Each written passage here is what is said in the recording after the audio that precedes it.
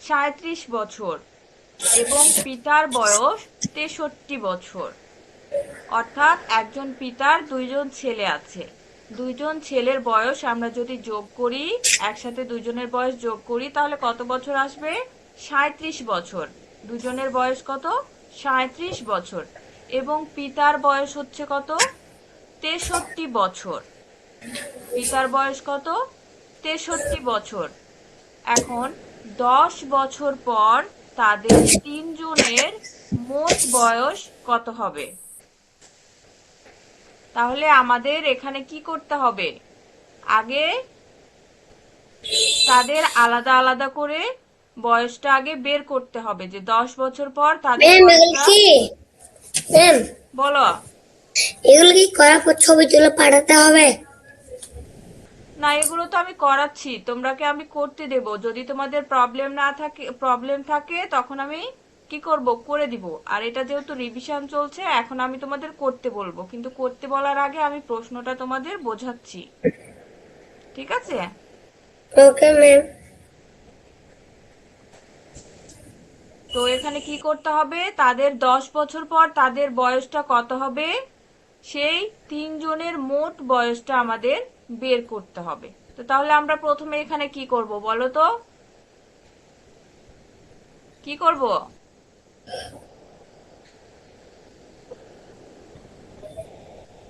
কি হলো, দুজনের কেউ কথা বলছো না কেন?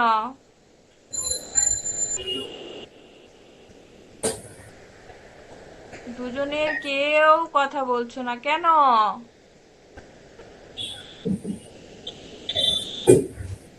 কথা বলো।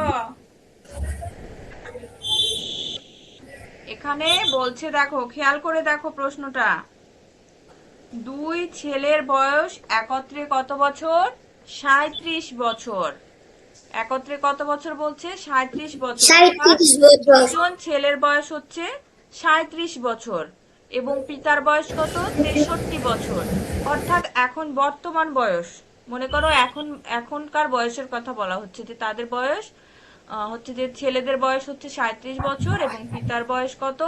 63 বছর। এখন 10 বছর পর তাদের তিনজনের মোট বয়স কত হবে? তা আমরা এখানে প্রথমে কি করব? আমরা প্রথমে লিখব যে পিতার বয়স 63 বছর। লিখে ফেলো। আমরা প্রথমে লিখব যে পিতার বর্তমান বয়স 63 বছর।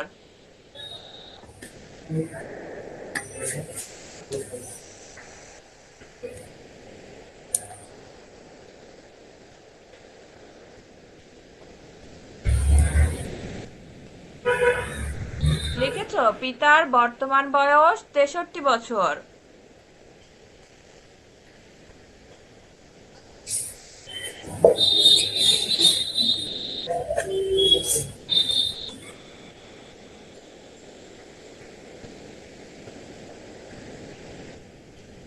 ম্যাম, লিখেছি। আচ্ছা, জাকির লেখা হয়ে যাক।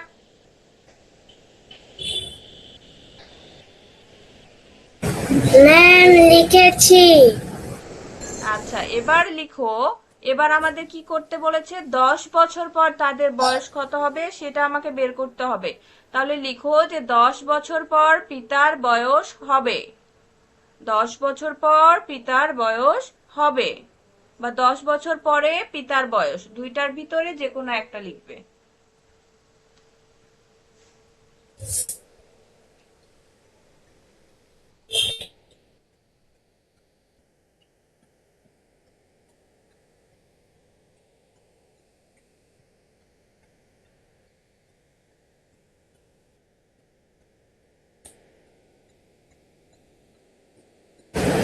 ম্যাম, লিখেছি। ম্যাম, লিখেছি। ধ্যান কি করবে? 63 বছরের সাথে 10 বছর যোগ করবে। পিতার বয়স হবে, লিখেছো? 10 বছর পর পিতার বয়স হবে সমান 63 যোগ 10 বছর সমান কত হবে? 73 বছর।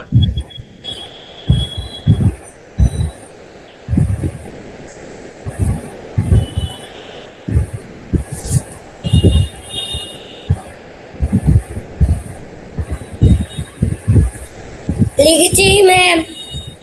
আচ্ছা, এবার দেখো, এবার আমাদের কি করতে হবে, আমরা যেমন পিতার 10 বছর পরে পিতার বয়স কত বছর হবে সেটা যেমন আমরা বের করলাম, এখন ছেলেদের বয়স 10 বছর পর কত বছর হবে সেটাও আমাদের বের করতে হবে।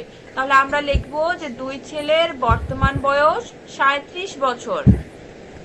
লিখো আবার, দুই ছেলের বর্তমান বয়স 37 বছর। দুই ছেলের বর্তমান বয়স একত্রে 37 বছর।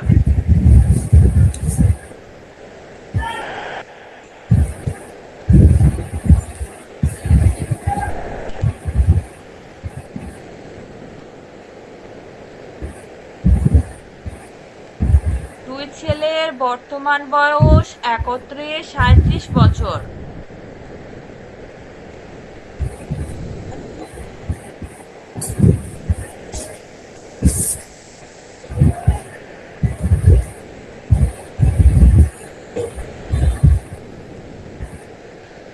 ম্যাম লেখা শেষ। এবার তাহলে কি করতে হবে, এবার ছেলেদেরও বের করতে হবে। 10 বছর পর দুই ছেলের বয়স হবে, লিখো 10 বছর পর প্রত্যেক ছেলের বয়স 10 করে বাড়বে। 10 বছর পর প্রত্যেক ছেলের বয়স 10 করে বাড়বে। তাহলে আমরা কি করব, আমরা লিখব 10 বছর পর দুই ছেলের বয়স একত্রে। উপরের লাইনটা কি লেখা হয়েছে, 10 বছর পর প্রত্যেক ছেলের বয়স 10 করে বাড়বে, লিখেছ? কি কি 10 বছর পরে লিখো, 10 বছর পরে প্রত্যেক ছেলের বয়স 10 বছর পরে প্রত্যেক ছেলের বয়স 10 করে বাড়বে। এখানে প্রত্যেক ছেলের বয়স কেন দিলাম, কারণ দুইজন ছেলে আছে। কারণ বয়স যদি একজনের বাড়ে তাহলে আরেকজনেরও বাড়বে, তাই না? আরেকজনের তো কমে থাকবে না, দুইজনেরই বাড়বে।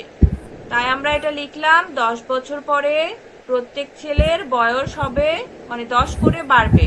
এবার আমরা লিখবো যে 10 বছর পর তাদের বয়স 10 বছর পর তাদের বয়স একত্রে 10 বছর পর তাদের বয়স একত্রে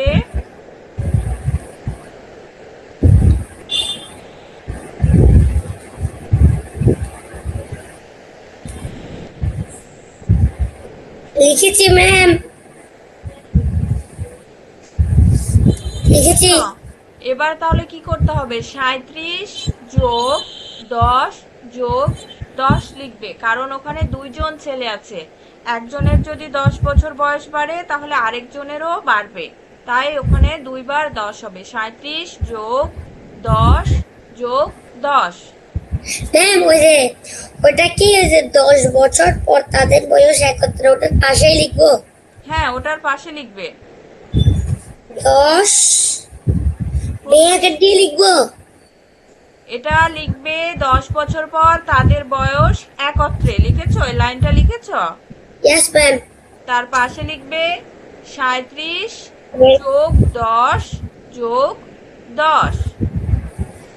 37 যোগ 10 যোগ 10 বছর সমান কত হচ্ছে? বছর। এবার কি এটাকে যোগ করব?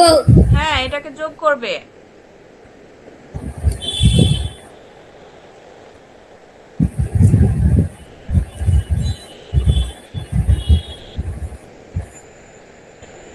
এখানে আমি আবারও বলছি, তোমরা তোমাদের প্রশ্ন হতে পারে যে মিস এখানে দুইবার 10 কেন দিয়েছেন? কারণ দুইজন ছেলে আছে, একজনের বয়স যদি বাড়ে তাহলে আরেকজনেরও বাড়বে, তাই না? Yes ma'am. বাড়বে, সে কারণে এখানে দুইবার 10 দেওয়া হয়েছে, যোগ করা হয়েছে। Yes ma'am.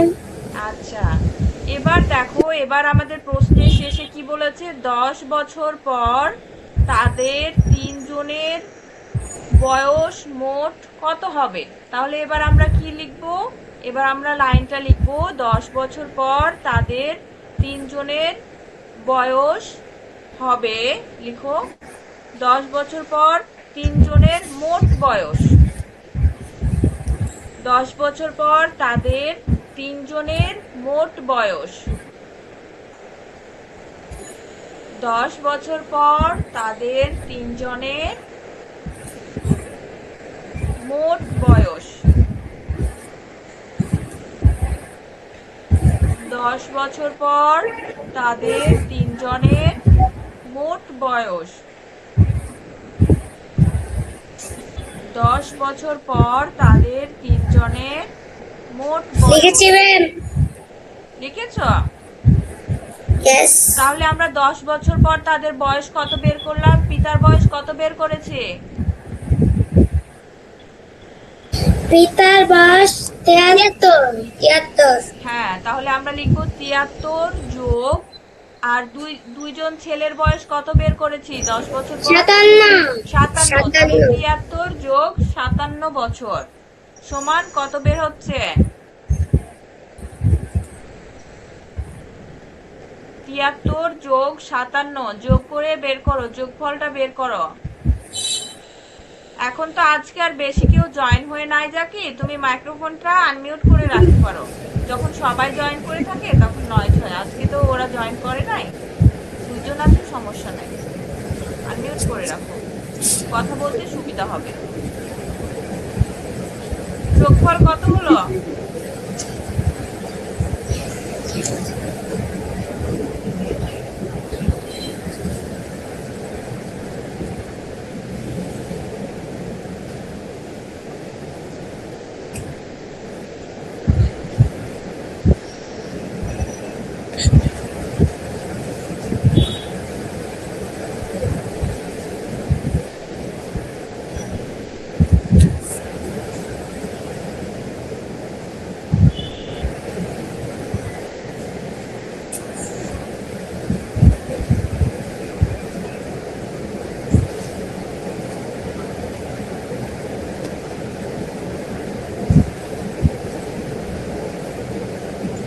কি হলো, কারো কি যোগফল বের হয়নি?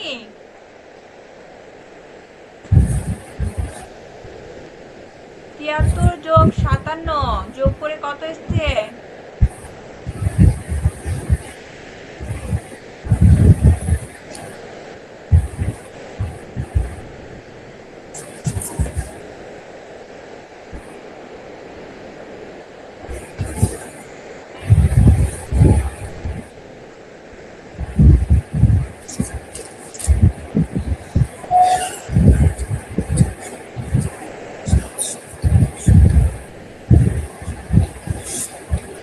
কি ব্যাপার, তোমরা কি যোগ করা ভুলে গেলে?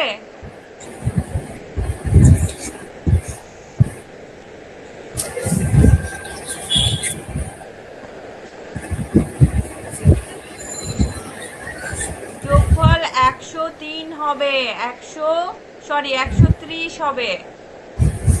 যোগফল 130। লিখেছি। তাহলে এতক্ষণ বলছিলে না কেন? তোমরা কি যোগ করা ভুলে গিয়েছো? তখন তো আমরা যোগই করি নাই। এত লেট কেন যোগ করতে? উত্তর হবে 130 বছর। নিচে লিখো উত্তর 130 বছর।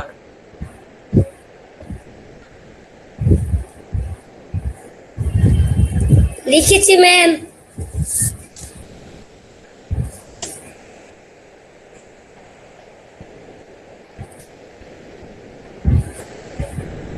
আচ্ছা, এবার দেখো, এবার আমরা 10 নম্বরটা পড়বো। এটা কিন্তু আমি বুঝিয়ে দিব, তোমাদের করতে হবে, ঠিক আছে? যদি না করো তখন আমি বলে দিব। আচ্ছা দেখো, এখানে সুজন 1000 টাকা উপবৃত্তি পেল। উপবৃত্তি কি বোঝো? উপবৃত্তি কি বোঝো? উপবৃত্তি হচ্ছে, এটা এমন একটা, মানে কি বলবো, উপবৃত্তি হচ্ছে একটা কিছু পরিমাণ টাকা দেওয়া হয়, সেটা হচ্ছে স্কুল থেকে, সরকার ভিত্তিক। এটা স্কুল থেকে সরকার ভিত্তিক কিছু টাকা প্রদান করা হয় কিছু ছাত্রছাত্রীদের, যারা দরিদ্র বা যাদের পিতা নেই, যাদের মেধাশক্তি অনেক ভালো, যারা পড়ালেখায় ভালো, আগে কিন্তু এরকম করা হতো, আমরা যখন ছোট ছিলাম তখন এই রকম কিছু কিছু ছাত্র ছাত্রীদের বেছে বেছে উপবৃত্তি দেওয়া হতো, কিন্তু এখন প্রায় গড়ে প্রায় সবাইকেই দেওয়া হয়। যারা স্কুলে বা কলেজগুলোতে পড়ে এখন প্রায় সবাইকেই দেওয়া হয়। আগে এরকম বেছে বেছে দেওয়া হতো, কিন্তু এখন সবাইকেই দেয়। তো এটা হচ্ছে একটা টাকা, কিছু পরিমাণ টাকা। মনে করো 3 মাস পর বা 6 মাস পর এইরকম সময়ে এই টাকাটা স্কুল থেকে সরকার কর্তৃক পাওয়া এই টাকাটা স্কুল থেকে বাচ্চাদের দিয়ে থাকে। এটা হচ্ছে উপবৃত্তি। তো সে কি করলো, 1,000 টাকা উপবৃত্তি পেল। সে তা থেকে 350 টাকা দিয়ে ড্রেস এবং 475 টাকা দিয়ে স্কুলের ব্যাগ কিনলো। তাহলে সে কি পেয়েছিল, সে কত টাকা পেয়েছিল, সে 1,000 টাকা পেয়েছে। তা থেকে কি করেছে, 350 টাকা দিয়ে ড্রেস কিনেছে, স্কুল ড্রেস, এবং 475 টাকা দিয়ে স্কুলের ব্যাগ কিনলো। তাহলে তার নিকট কত টাকা রইল? তাহলে আমরা কি করব, আমরা প্রথমে সে কত টাকা দিয়ে ড্রেস কিনেছে এবং কত টাকা দিয়ে স্কুলের ব্যাগ কিনলো সেই টাকাটা আগে আমরা কি করব, বের করব, যোগ করে বের করব। দেন সে কত টাকা উপবৃত্তি পেয়েছিল ম্যাম পড়া শুরু করবো? সেই টাকাটা বিয়োগ করে দিলেই তার কাছে আর কত টাকা থাকলো আমরা সেটা পেয়ে যাব। বুঝেছো? ম্যাম পড়া শুরু করবো? হ্যাঁ, করা শুরু করো। বুঝেছো, অঙ্কটা কি বুঝেছো ইয়েস ম্যাম। জাকি? বুঝেছো বাবা? ইয়েস আচ্ছা করে নাও। ইয়েস। আচ্ছা করা শুরু করো, বুঝলে করা শুরু করো। না বুঝে কিন্তু কখনো বলবে না যে আমি বুঝেছি মিস, আমি বারবার বলছি।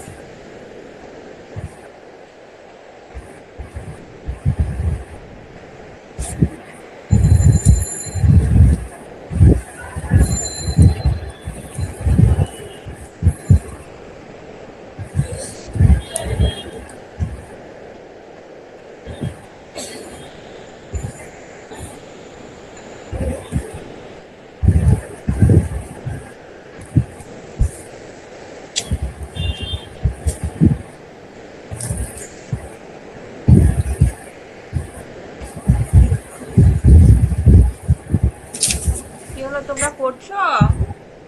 Yes ma'am.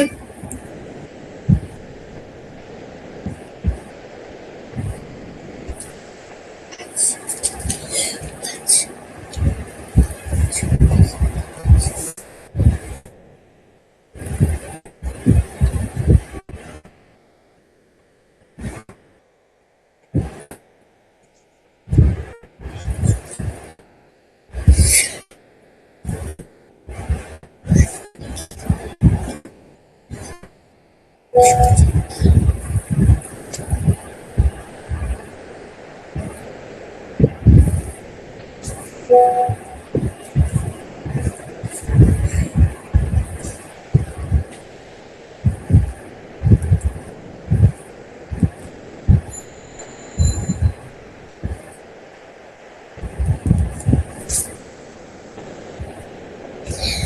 লেখা শেষ।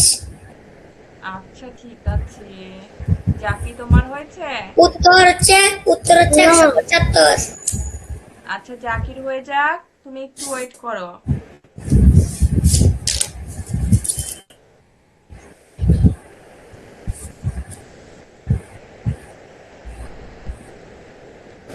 শেষ। উত্তর কত হয়েছে? 175 175। ভেরি গুড, 175 উত্তর হবে। এবার দেখো, এবার 11 নম্বরটা আমি তোমাদের বোঝাই দিই এবং 12 নম্বরটা বোঝাই দিই, এগুলো হোমওয়ার্ক হিসাবে থাকবে, ঠিক আছে? এগুলো ঠিক আছে। হোমওয়ার্ক হিসাবে থাকবে, আমি বোঝাই দিই একটু। এখানে ওকে ম্যাম। 11 নম্বর দেখো, ক্রিকেট খেলার ব্যাট ও বল কেনার জন্য, ক্রিকেট খেলার ব্যাট ও বল কেনার জন্য 750 টাকা প্রয়োজন। হোমওয়ার্ক এগুলো। হ্যাঁ এগুলো হোমওয়ার্ক। আচ্ছা এখন কথা না বলি, আমি যেটা বোঝাচ্ছি এখন সেটা বুঝে নাও, বাকি কথা আমি পরে বলছি, ঠিক আছে? Okay ma'am. এখন আগে বুঝে নাও। দেখো এখানে বলছে ক্রিকেট খেলার ব্যাট ও বল কেনার জন্য 750 টাকা প্রয়োজন। তাহলে ব্যাট ও বল খেলার জন্য কত টাকা প্রয়োজন? 750 টাকা প্রয়োজন। এখন দেখো বলছে সকল সদস্য মোট 330 টাকা দিল। অর্থাৎ যারা যারা এই ব্যাট বল খেলা খেলবে তারা সবাই মিলে কি করলো? 330 টাকা দিল। তারা সবাই মিলে কি করলো? 330 টাকা দিল। ক্লাবের অনুদান হিসাবে 250 টাকা দেওয়া হলো। অর্থাৎ একটা যে ক্লাব থাকে, ক্লাব অর্থ বোঝো? বোঝো ক্লাব কি? জানো? জানো না? আচ্ছা, ক্লাব হচ্ছে এরকম একটা সংস্থা যেখানে অনেকজন সদস্য থাকে, অনেকজন সদস্য থাকে, যারা সম্ভবত বড়, যারা বয়সে অনেক বড়, মনে করো কলেজে পড়ে বা তার থেকেও সিনিয়র পারসন, তারা অনেকজন মিলে প্রায় 10-15 জন মিলে একটি দল গঠন করে এবং সেই দল গঠনের মাধ্যমে সেখানে বিভিন্ন ধরনের কি হয়? আলাপ আলোচনা হয়। তারা একটি দলের মতো কাজ করে। মনে করো যে গ্রামের উন্নয়নের জন্য বা এই যে এরকম বিভিন্ন ধরনের 16ই ডিসেম্বরে যেরকম খেলা হয়, আবার পয়লা বৈশাখের বিভিন্ন অনুষ্ঠান, আচার অনুষ্ঠান, তারা কি করে? ওই সংঘটা হচ্ছে নিয়ন্ত্রণ করে। তো এই নিয়ন্ত্রণ যারা করে তারা কি করে? একটা অবশ্যই একটা জায়গায় বসে তো তাদের মিটিং করতে হয় নাকি? আমরা যেমন ক্লাস করছি তাই না? আমরা ক্লাস করছি কোথায়? বাসায় বসে। সেই রকম আমাদের মনে করো আব্বু আম্মু যারা চাকরি করে তারা কোথায় করে? অফিসে করে, অফিসে চাকরি করে। সেই রকম তাদের তাদের এই বিভিন্ন বিষয় আলোচনার জন্য একটা নির্দিষ্ট ঘর বা স্থান থাকে। সেই জায়গাটাকে আমরা কি বলি? ক্লাব বলা হয়। সেই জায়গাটাকে ক্লাব বলা হয়। তারা যে জায়গাটায় মিটিং করে বা যে স্থানে থাকে সে জায়গাটাকে কি বলা হয়? ক্লাব বলা হয়।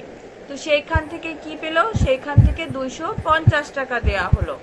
তো তাদের আর কত টাকা প্রয়োজন? তাহলে যারা যারা খেলবে তারা সবাই মিলে দিয়েছে 330 টাকা এবং ক্লাবের অনুদান থেকে, অর্থাৎ সেই ক্লাব থেকে দিয়েছে কত? 250 টাকা। তাহলে এখানে দেখো আমাদের 330 টাকা এবং 250, তাহলে 580 টাকা হলো মোট। তাদের আর কত টাকা প্রয়োজন? প্রয়োজন হচ্ছে 750 টাকা। তাহলে আমরা আগে সদস্য কত টাকা দিয়েছে এবং অনুদান কত টাকা দিয়েছে এই দুইটা টাকা আগে যোগ করব। যোগ করার পর কি করব? যে টাকাটা আমাদের প্রয়োজন সেই টাকা থেকে এই টাকাটা বিয়োগ করে দিলেই আমরা পেয়ে যাব যে তাদের আর কত টাকা প্রয়োজন। বুঝেছো? আচ্ছা এবার দেখো, এবার 12 নম্বরটা আমি একটু বোঝাই দিই। 12 নম্বরটা হচ্ছে দেখো একটি ফলের দোকানের মূল্য তালিকা। প্রতি কেজি। প্রথম ঘরে আছে দেখো মূল্য প্রতি কেজি। প্রতি কেজি বলতে 1 কেজি। হ্যাঁ, কেজির দাম দেখো 1 এখানে কেজি। আমের দাম হচ্ছে কত? 100 টাকা। আপেলের দাম অর্থাৎ 1 কেজি আমের দাম 100 টাকা। 1 কেজি আপেলের দাম 220 টাকা এবং 1 কেজি কমলার দাম কত? 160 টাকা। এখানে দেখো জি। ক নম্বর অপশনে বলছে আমের মূল্যের চেয়ে আপেলের মূল্য কত টাকা বেশি আছে। আমের মূল্যের চেয়ে আপেলের মূল্য কত টাকা বেশি আছে। তাহলে এখানে আমরা দেখতে পাচ্ছি আমের মূল্য 100 টাকা এবং আপেলের মূল্য হচ্ছে 120 টাকা। তো তাহলে আমরা কি করব? আপেলের মূল্য থেকে আমের মূল্যটা বিয়োগ করে দিব। তাহলে আমরা পেয়ে যাব যে আপেলের মূল্য কত টাকা বেশি আছে। বুঝেছো? Yes, ma'am. এবার Yes, দেখো, ma'am. এবার খ নম্বরটা হচ্ছে ফলগুলোর মোট মূল্য গাণিতিক বাক্যে প্রকাশ করো। ফলগুলোর মোট মূল্য কি করো? গাণিতিক বাক্যে প্রকাশ করো। তো তাহলে এখানে দেখো আমাদের কি দেওয়া আছে, আমরা লিখবো যে ফলগুলোর মোট মূল্য গাণিতিক বাক্যে প্রকাশ করা হলো। গাণিতিক বাক্যে কি করা হলো? প্রকাশ, প্রকাশ। এবার আমরা কি করব? তারপরে কি করব? দেখো এখানে আমের মূল্য দেওয়া আছে 100 টাকা, আপেলের মূল্য 220 টাকা এবং কমলার মূল্য হচ্ছে 160 টাকা। তাহলে আমরা লিখব 100 যোগ 220 যোগ 160। ঠিক আছে? এইভাবে আমরা Yes, ma'am. লিখে দিব। আমরা আর কিছু করব না, আমাদের জাস্ট গাণিতিক বাক্যে প্রকাশ করতে বলেছে। আমরা কি করব? জাস্ট গাণিতিক বাক্যে আমরা প্রকাশ করব। Okay, ma'am. এবার আমাদের কি বলছে দেখো, এবার আমাদের বলছে ফলগুলোর মোট মূল্য কত টাকা। ফলগুলোর মোট মূল্য বলেছে। তাহলে এখানে 3 ধরনের ফল আছে, আমাদের কি করতে হবে? 3 ধরনের ফলের এই মূল্যটাকে যোগ করলে আমরা পেয়ে যাব মোট মূল্য। হ্যাঁ। Yes, ma'am. তাহলে আমরা কি করব? হ্যাঁ। ফলগুলো 3 ধরনের ফলগুলোর মূল্যটাকে আমরা যদি যোগ করি তাহলে আমরা পেয়ে যাব মোট 3 ধরনের ফলের মোট টাকাটা মূল্যটা কত সেটা আমরা পেয়ে যাব। বুঝেছো? হ্যাঁ। Yes, ma'am. আচ্ছা, তাহলে এখানে 2টা হলো, আর একটা দেব। ঠিক আছে? আর একটা দেব, এখানে 13 নম্বর দিব। আর নেক্সট দিন আমরা 14 এবং 15 নম্বরটা করে শেষ করে দিব এটা। Okay, ma'am. Okay, ma'am. এখানে বলছে একজন চাষি নিজের জমি থেকে 326 বস্তা ধান পেয়েছেন। তাহলে একজন চাষি চাষ করেন, তিনি নিজের জমিতেও চাষ করেন এবং অন্যের জমিতেও চাষ করেন। তো তিনি নিজের জমি থেকে ধান পেয়েছেন কত বস্তা? 326 বস্তা। 326। এবং অন্যের জমি চাষ করে পেয়েছেন 125 বস্তা। 125। নিজের জমি থেকে পেয়েছেন 326 বস্তা এবং অন্যজনের জমি থেকে পেয়েছেন 125 বস্তা। এখন তিনি মোট কত বস্তা ধান পেয়েছেন তা গাণিতিক বাক্যে প্রকাশ করি। তাহলে আমরা কি করব? আমরা প্রথমে কি লিখব? আমরা প্রথমে লিখব যে নিজের জমি থেকে ধান পেয়েছেন 326 বস্তা এবং অন্যের জমি থেকে ধান পেয়েছেন কত? 125 বস্তা। তারপরে আমরা কি লিখব? যে তিনি মোট কত বস্তা ধান পেয়েছেন। তাহলে এই দুই জায়গার পরিমাণটা আমাদের কি করতে হবে? যোগ করতে হবে। আমরা লিখব যে তিনি মোট ধান পেয়েছেন 326 যোগ 125। আমরা এই দুইটা আগে যোগ করে নিব। যোগ করে নেওয়ার পর যেটা যোগফল বের হবে, বের হয়ে গেল, তাই না? বের হয়ে Yes, গেল। ma'am. এবার আমাদের কি করতে হবে? লিখবো যে গাণিতিক বাক্যে প্রকাশ। তারপরে আমরা লিখবো 326 যোগ 125 সমান আমাদের যেটা অ্যান্সার বের হয়েছে সেটা। হ্যাঁ, সেটা দেখবো। এই তো বুঝে গেছো। আর প্রবলেম আর বোঝাতে হবে? No, ma'am. No, ma'am.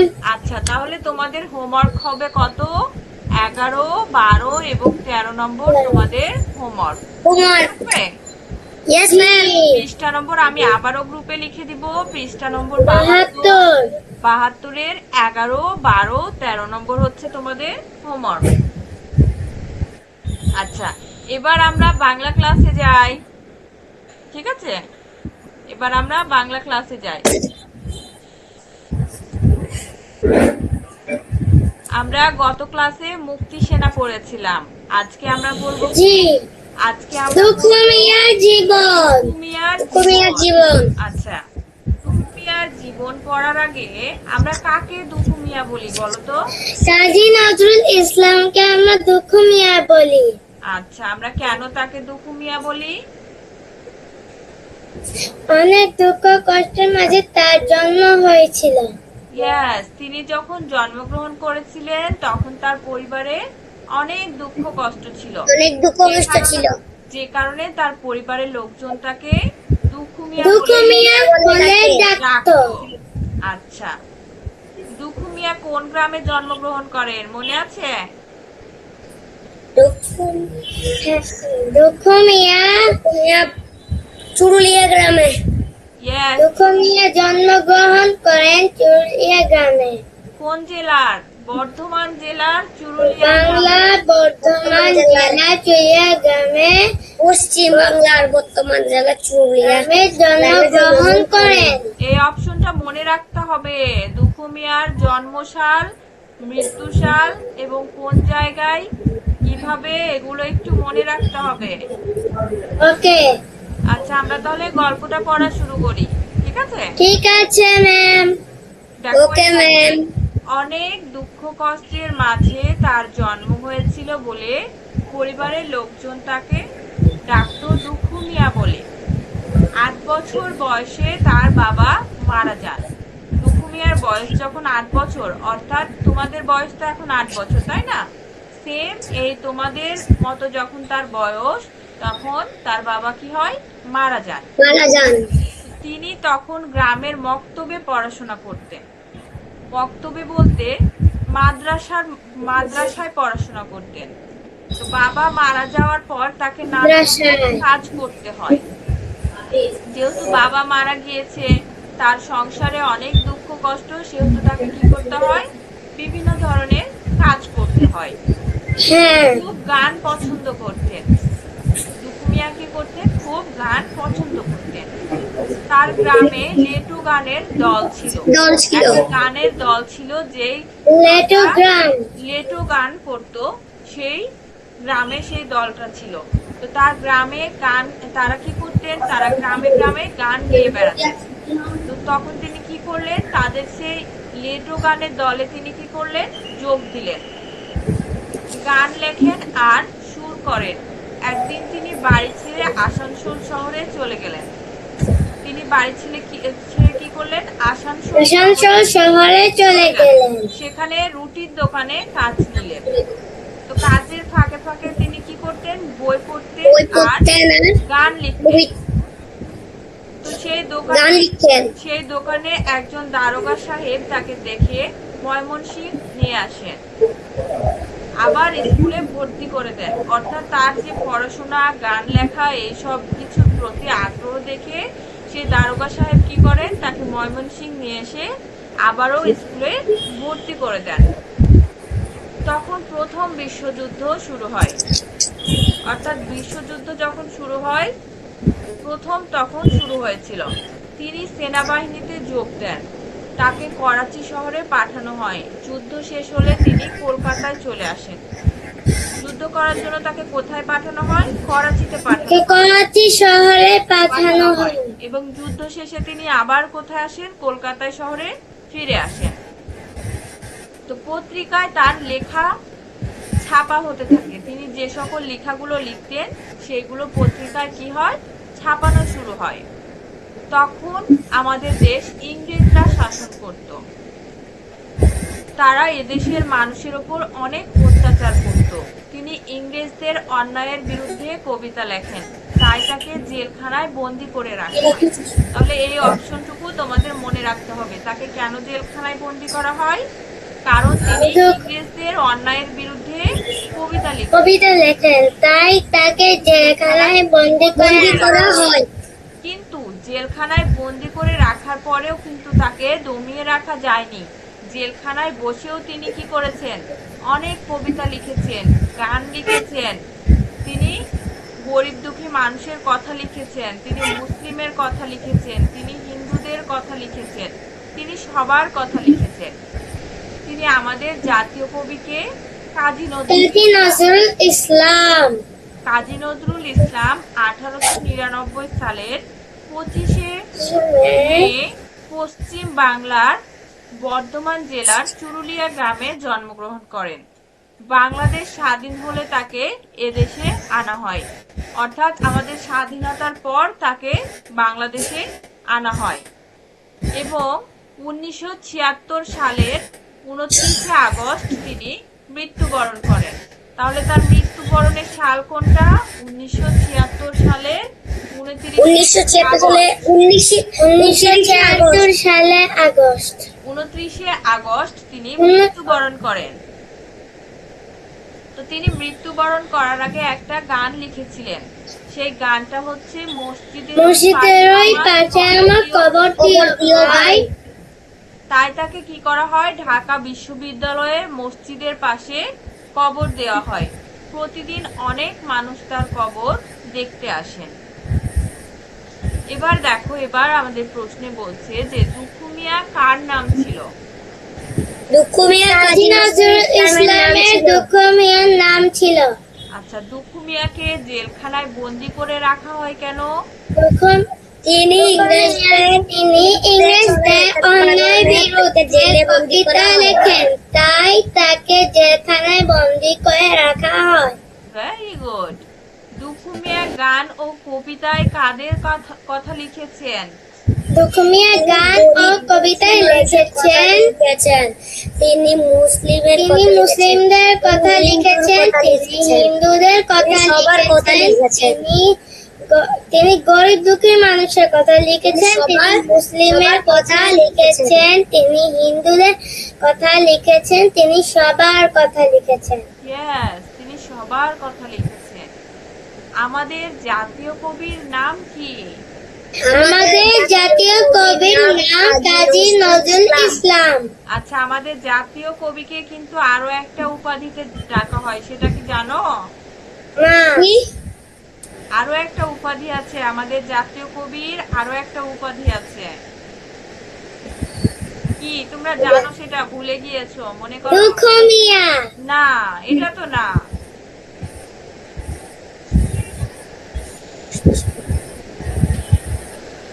অন্যায়ের বিরুদ্ধে বিদ্রোহ করতেন কে? ইংরেজরা। অন্যায়ের বিরুদ্ধে কে বিদ্রোহ করেছেন? আমাদের এই জাতীয় কাজী নজরুল ইসলাম। তাই তাকে বিদ্রোহী কবি হিসেবেও আখ্যায়িত করা হয়েছে, কেননা তিনি ইংরেজদের বিরুদ্ধে কবিতা লিখেছেন। বললে না উপরের লাইনে, ইংরেজদের বিরুদ্ধে, অন্যায়ের বিরুদ্ধে কবিতা লিখেছেন। তো অন্যায়ের বিরুদ্ধে, অত্যাচারের বিরুদ্ধে যারা কথা বলেছেন, তিনি কথা বলেছেন, লড়াই করেছেন, তাই তাকে কি বলা হয়? বিদ্রোহী কবিও বলা হয়। অনেক সময় অনেক জায়গায় দেখবে, অনেক জায়গায় লেখা আছে যে আমাদের বিদ্রোহী কবি কাজী নজরুল ইসলাম, এরকম ভাবে লেখা থাকে। তাহলে জাতীয় কবির পাশাপাশি তার আরো একটা উপাধি কি? বিদ্রোহী কবি। আচ্ছা, এবার আমরা পরের পেজে যাই। পরের পেজে কি আছে দেখো? পরের পেজে হচ্ছে স্কুলের মাঠে খেলাধুলার প্রতিযোগিতা হবে, সবাই খেলার মাঠে জড়ো হলো। তিথি খুব খুশি, তার খেলতে ভালো লাগে। শিক্ষক বললেন, চলো কিছু খেলার সাথে পরিচিত হই। দৌড়, দড়ি লাফ, দীর্ঘ লাফ, মোরগ লড়াই, এগুলো খেলার সাথে আমরা সবাই পরিচিত, তাই না? হ্যাঁ।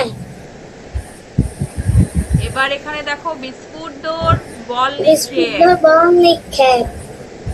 শিক্ষক বললেন, এবার নিচের ছকটি দেখো, খেলায় অংশ নেওয়ার জন্য ছকটি পূরণ করো। তাহলে এখানে কি হবে? প্রতিযোগীর নাম, অর্থাৎ যে প্রতিযোগিতা করবে তার নাম এখানে লিখতে হবে। শ্রেণী, কোন ক্লাসে পড়ে সেটা লিখতে হবে। শাখা কোন শাখা সেটা লিখতে হবে এবং এখানে রোল নম্বর লিখতে হবে। লেখার পরে শেষে আমাদের দেখো কোন কোন খেলায় অংশ নিতে চাও, অর্থাৎ কোন খেলায় অংশগ্রহণ করতে চাও সেটাই কি চিহ্ন দিতে হবে। দৌড় খেলা দিলে দৌড়ের টিক চিহ্ন দিবে, মোরগ লড়াই দিবে, বিস্কিট দৌড় দিবে, এগুলোতে টিক চিহ্ন দিতে হবে।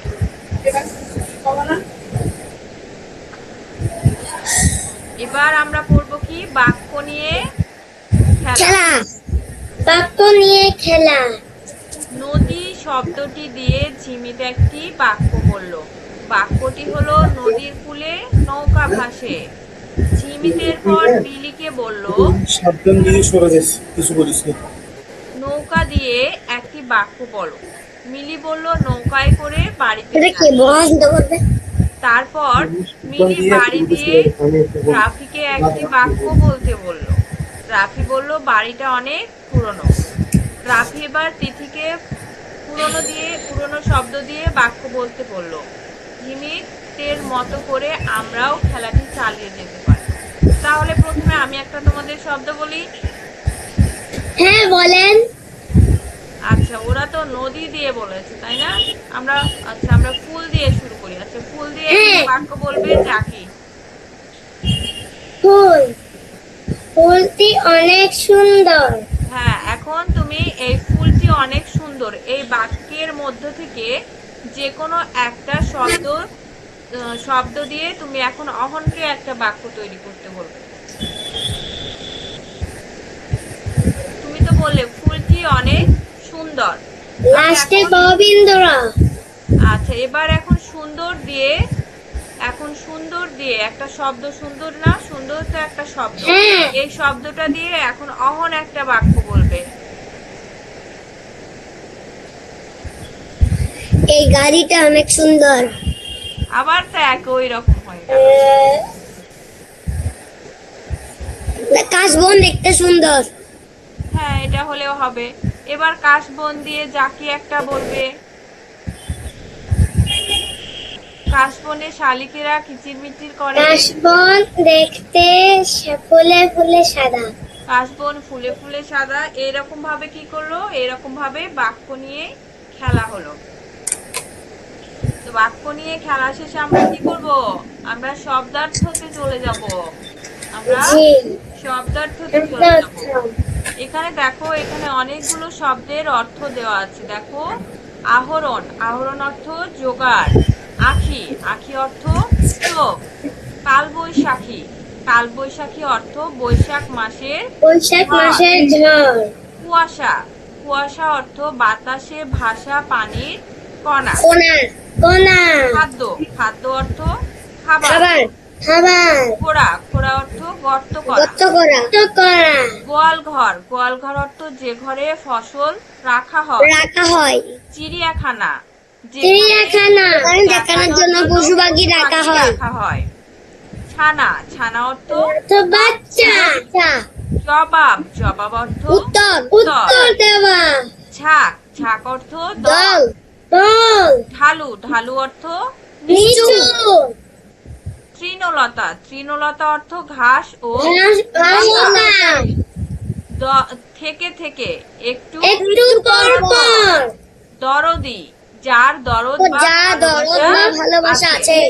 আছে। ধার। ধার অর্থ কিনা। কিনার বাতি। তাহলে আমাদের হোমওয়ার্ক হবে এটা পুরো 63 নম্বর। এই 63 নম্বর পৃষ্ঠার এই শব্দার্থগুলো আমরা মুখস্থ করে না দেখে লিখবো। হ্যাঁ, লিখবো। 63 পৃষ্ঠা। 63 পৃষ্ঠার এই পুরো শব্দার্থগুলো আমরা মুখস্থ করার পর না দেখে লিখে আমাকে ছবি পাঠাবে। Okay ma'am. Okay ma'am. আর অঙ্ক কত থাকলো? অঙ্ক হচ্ছে 72 নম্বর ম্যাম বাংলা কি শুধু এটা? ম্যাম বাংলা কি শুধু এটা? হ্যাঁ, বাংলা শুধু এইটা করবে। আর দুঃখ মিয়ার জীবনের প্রশ্ন, যে কয়টা প্রশ্ন আছে সেগুলো করবে। চারটা প্রশ্ন আছে। দুঃখ মিয়ার জীবনের 4টা প্রশ্ন আছে। এই 4টা প্রশ্নের অ্যান্সার করবে, সুন্দরভাবে লিখবে। ঠিক আছে? ঠিক আছে ম্যাম। আচ্ছা, আমি তাহলে অ্যাটেন্ডেন্সটা নিয়ে নিই স্ক্রিন শেয়ার অফ করে। Okay ma'am.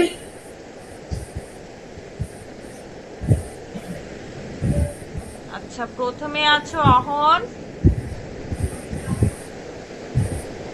কি হলো? Yes ma'am. Yes ma'am. আচ্ছা, এবার জাকি। Yes, ma'am. আচ্ছা, Assalamu alaikum, ma'am. নমস্কার, ওয়ালাইকুম ম্যাম। আসসালাম। নমস্কার, ম্যাম। নমস্কার।